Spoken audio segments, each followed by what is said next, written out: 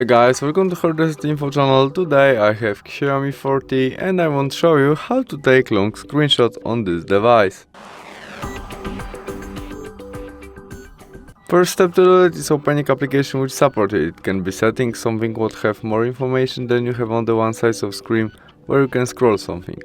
Where we are on it, we press volume down and power key together at the same time as to make normal screenshot, and after that we tap on scroll. Thereafter we can tap to stop or we can add it manually. All we need that line is finish our screenshot, and after we add all we need we click done, and there we have our long screenshot. To save it in our gallery we press this icon on the right corner, and that's all. Thanks for watching, see you soon, bye.